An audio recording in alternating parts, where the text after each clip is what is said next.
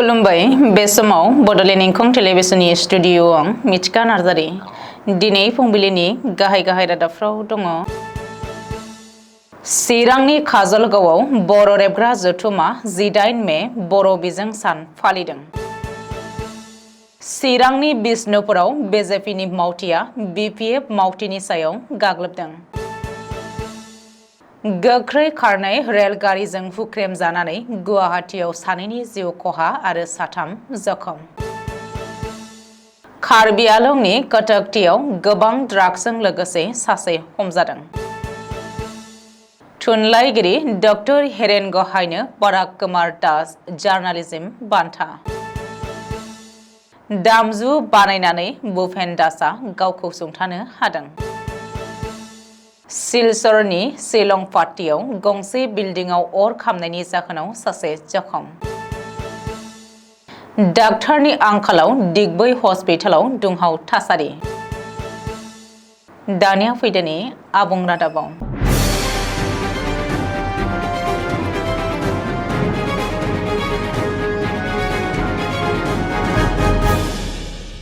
चिरां जिल्लानि मिरु काजलगावआव थानाय बर' रेबग्रा जथुमनि गाहाय मावख'आव सनिबारखालि फुंनि 9 रिंगायाव बर' रेबग्रा जथुमा 18 मे बर' बिजों सानखौ फालिदों।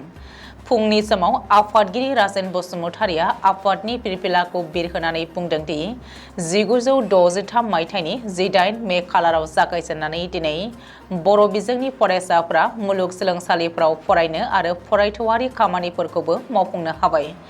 नाथाय अब्लाबो माखासे बर' बिजोंनि फरायसालिफोराव फरायसानि आंखाल जानायखौ नोजोराव गोग्लैदों।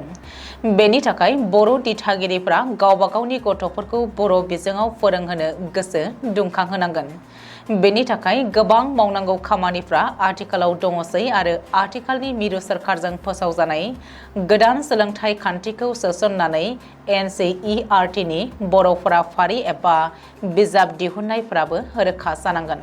थांनाय समफ्राव गोबां बेले-बेजे सोंखारि जानाय एबा सावरायजानाय जादोंमोन गुदि फरायसालिनि फराफारि सुजुनाय बिथिङाव।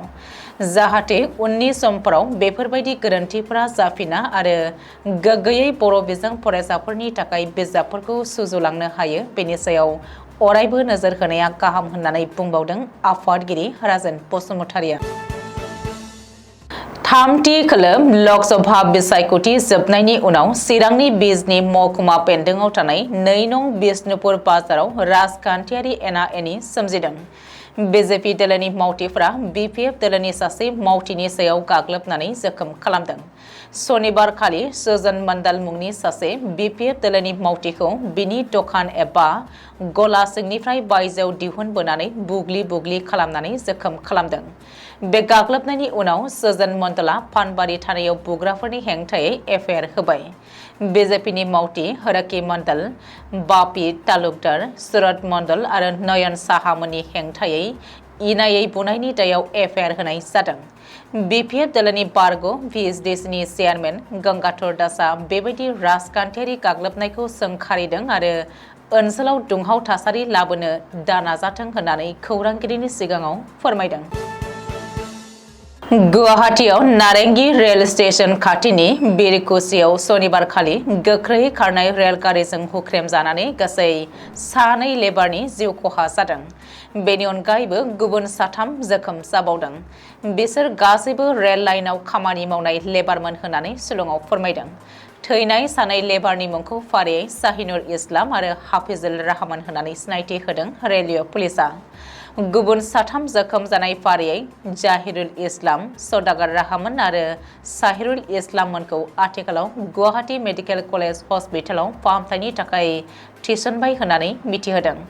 लोगोसेनो थैनाय 2खौबो पस्टमर्टेमनि थाखाय दैथायहरबाय होननानै गुवाहाटी जिआरपिआ मिथिहोबावदों। कार्बि आंलंनि कटकटीआव पुलिसनि स्पेसियेल टास्क फर्सआ मोनसे भारा न'आव सिग्रोमनानै गोबां बिबांनि ड्राग्सजों लोगोसे सासे ड्राग्स पेडलारखौ हमनो हादों। पुलिसनि सुलुङाव फोरमायथिनाय बायदिब्ला कटकटीनि बालिजान खान बस्तेनि बासिर आहमेदनि न'आव सिग्रोमनानै गासै मोन 11 थांखुनि दाब्बायाव सोनानै दोननाय गासै 72.5 ग्राम हेर'इन ड्राग्सजों लोगोसे गासै 6,500 रांबो जब्द खालामनो हादोंमोन। लामा बस्तिनि थागिबि 27 बोसोर बैसोनि इउनिस आलीखौ पुलिसा एरेस्ट खालामनानै आथिखालाव इन्टारगेशन खालामगासिनो होननानै मिथिहोबावदों। असमिया मेलेमजिबि मुंदांखा लिरगिरि डक्टर हिरेन गहायनो पराग कुमार दास जार्नालिज्म बान्था गथायदों। सनिबारखालि गुवाहाटी प्रेस क्लाबाव गोबां मुंदांखा सुबुंफोरखौ लिंथुमनानै बे पराग कुमार दास जार्नालिज्म बान्थाखौ डक्टर हिरेन गहायनो गथायनाय जायो। मख'नो गोनांदि डक्टर हिरेन गहाया गोबां खौरां बिलाइफोराव गावनि बेसेन गोसा लिरबिदांफोरखौ जिरायनाय गैयाजासे दैथायहरबाय थानानै खौरां बिलाइफोरखौ हेफाजाब होबोबाय थादोंमोन।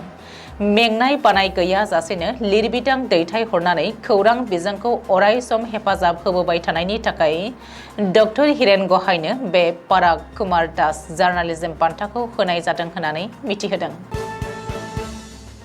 जों बुंनो हायो देंखोआ जोंनि बायग्लिनाय गोसो आरो गोसोनि दुखुखौ दान्दिसेब्लाबो बावगोमा होयो आरो बे देंखोखौ रिंखांहोयो बायदि रोखोमनि दामजुनि सोदोबा। सासे दामजु दानख'गिरि सुबुं जाय सुबुङा बानाय आरो मेंनाय गैयाजासे थांनाय 5-6 बोसोरनिफ्रायनो दामजु बानायनाय खामानिखौ मुखुबै मावबोदों। बिथाङानो जाबाय बाक्सा जिल्लानि बेन्दोंआव थानाय टमना ओनसोलनि भुपेन दास। बिथाङा थांनाय 2020 मायथाइनिफ्रायनो दिनैसिम थाद'नाय गैयाजासे गावनि आखाइजों गोबां दामजुफोरखौ दाननानै सोरजिबोदों।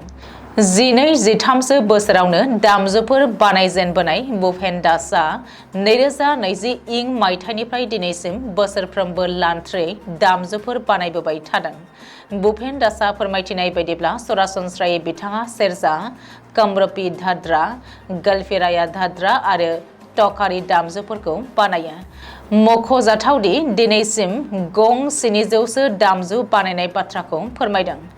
बिथाङा बे दामजुफोरखौ बानायनानै आसामनि दाब दाब जायगायाव फानहैनायजों लोगोसे बिथोन बायदियै बानायनानै हरनाय बाथ्राखौबो मिथिनो होयो।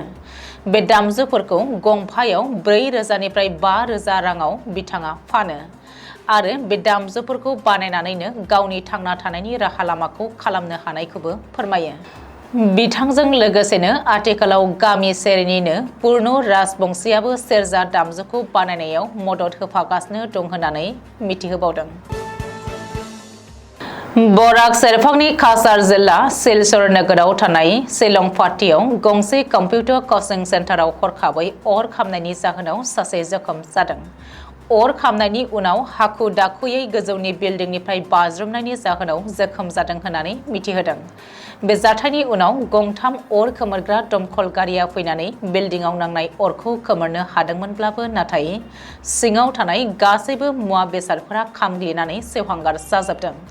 मोब्लिबारि सर्ट सार्किटनि थाखाय जादों होननानै गोबाङानो बुंदोंब्लाबो जाथाया माबोरै जादोंमोन बेनि सोमोन्दै नायबिजिरनो पुलिसआ आखायाव लाबाय होननानै फोरमायदों।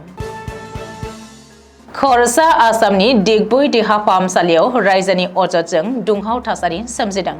सनिबारखालि बेलासे 1 रिंगासोआव सासे फरायसुलिनि देहाया हरखाबै बांद्राय ब्लिडिं जानायलाय फाहामसालिनि बिबानगिरिफ्रा दिगबै देहा फाहामसालियाव देहानि जोथोन होनो थाखाय लांदोंमोन।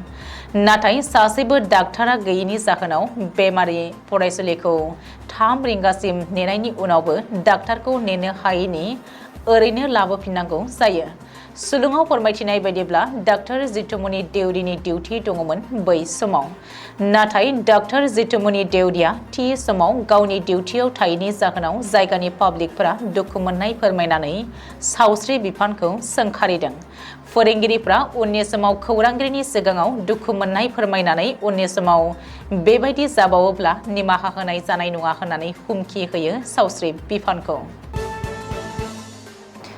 दिनै फुंबिलिनि रादाबा एसेनोसै। गोजोन्थों।